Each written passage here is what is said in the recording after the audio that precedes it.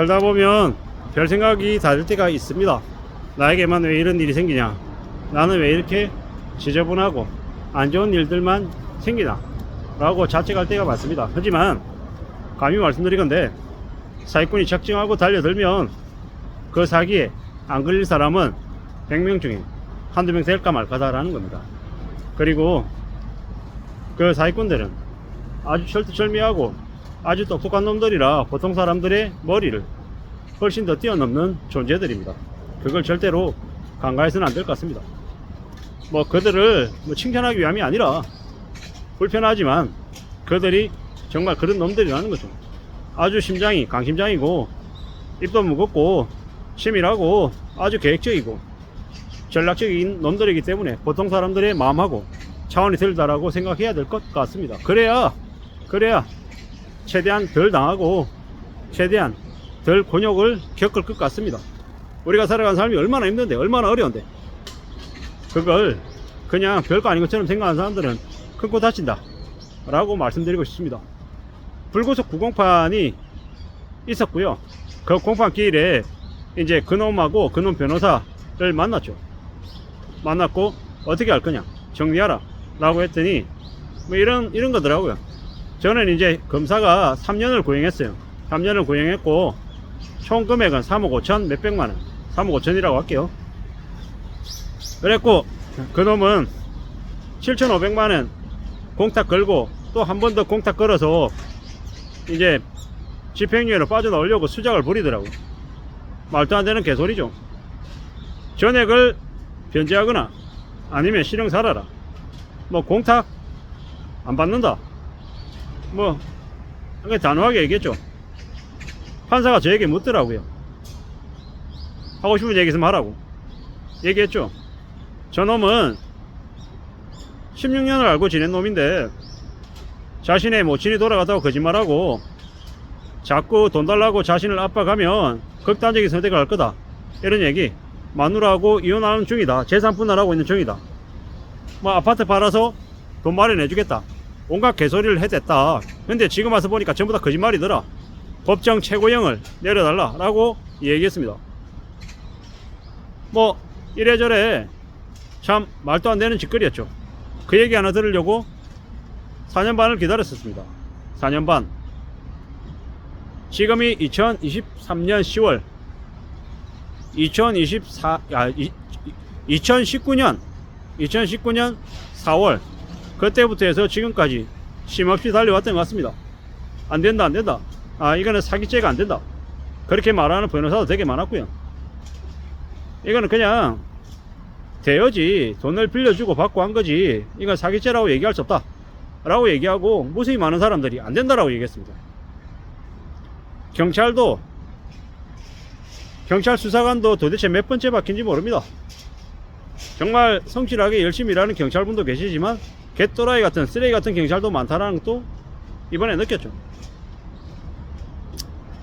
2019년에 그 일을 겪고 2020년 11월인가 이제 경찰에서 검찰로 넘어갔는데 검찰에서 증거불충분으로 보안수사 요구하고 경찰로 다시 내려오고 그러는 사이에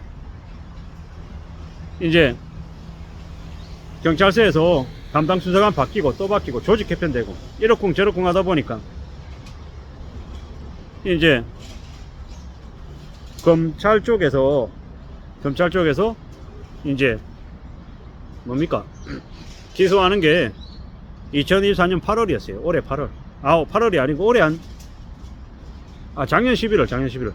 작년 2022년 11월에 경찰에서 검찰로 최종 이제 올라가더라고요. 그러고 난 이후에 2023년 올해 6월이었나 이제 공판, 이제 불구속 구공판이 이제 올해 8월에 잡히고 피해자 그놈이 연기 신청하고 그래서 이제 10월 초에 이제 공판을 한 거죠. 갔더니 사기친 놈들이 무지하게 많더라고요. 사기죄로 피해자 혹은 피의자로 온 놈들이 되게 많더라는 거. 참 쓰레기 같은 짓거리들을 한 놈들이 세상에 참 많구나라고 생각했습니다. 11월 30일로 판결 선고 기일이 정해졌고요. 11월 30일 목요일. 뭐 그때까지 이제 또 두고 봐야죠. 아직 확정된 것도 아니고 아직 끝난 게 아니기 때문에 계속 두고 봐야 됩니다. 이래저래 사는 게 참 얼마나 힘들구나, 참 금방 뭔가가 해결되는 게 아니구나, 시간이 꽤 오래 걸리는구나 라는 생각도 했습니다. 4년 반 참 많은 생각들이 듭니다. 앞으로 어떻게 살아야 될까?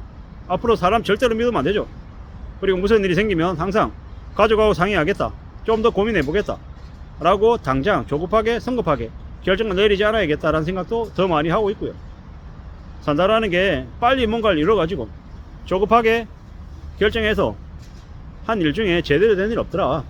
그리고 얻어 걸려가지고 소 뒷걸음치는 듯이 얻어 걸린 거 가지고 뭔가를 했다라고 착각하면 큰일 나겠더라. 그리고 아무리 힘들고 어려운 일도, 아무리 넘기 어려운 숙제도 시간이 지나면 어떤 식으로든 정리가 될 거다라는 거죠. 제가 그놈 변호사하고 그놈한테 물어봤습니다. 공탁 1억 하면은 집행유예로 풀려납니까? 1억 5천만원 공탁하면은 집행유예로 풀려날 수 있습니까? 안 된다고 하더라고요, 그쪽 변호사가. 완지하시라, 전액 완지하시라. 근데 웃기는 게 뭔지 아십니까? 피해자인 제가 있잖아요, 합의문 써주잖아요. 그러면 집행유예로 풀려요. 금액을 조금만 갚아도.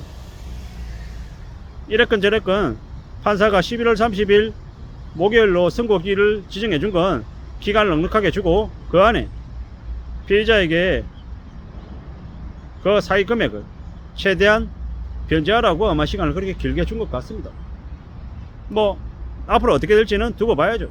하지만 살아가면서 경찰서 가보고 고소해보고 법원 가고 무수히 많은 변호사 만나고 이러는 게 절대 해피한 일은 아닌 것 같습니다.